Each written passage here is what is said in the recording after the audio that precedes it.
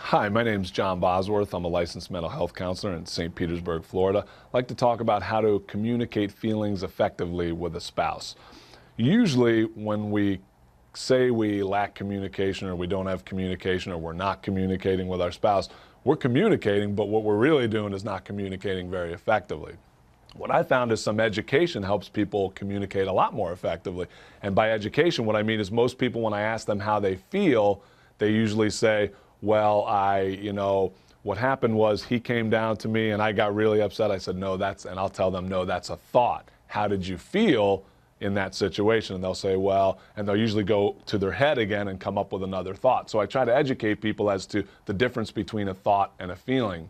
And a good way to look at that is a feeling usually is a one-word phrase, like I felt happy, sad, bored, frustrated. So usually one word will clue you into a feeling instead of a thought. Thought is usually kind of a litany of words that you had about that feeling or about the situation. So if you can communicate effectively how you feel to somebody, it usually will diffuse an argument. Let's say a spouse or a couple is arguing. One person usually has a blame tendency, which is, well, you did this, you left the cap off the toothpaste. And then the other person will say, well, no, I didn't. Or even if I did, well, you do this. So one way that we can kind of diffuse that and that we can make a little bit of headway in communicating better is to, instead of saying, well, you left the toothpaste off or you did this, you could say, hey, honey, I feel frustrated when you keep leaving the cap off the toothpaste. We're using kind of a simple example, but it's an easy way to see it. I feel frustrated when you leave the cap off the toothpaste because it might get all over, it might roll off, and toothpaste might be all over.